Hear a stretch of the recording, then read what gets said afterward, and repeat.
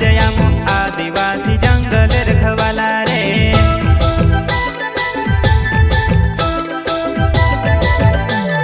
चल जंगल जमीन काजे पूजे रे आदिवासी दुनिया ने रखवाला रे।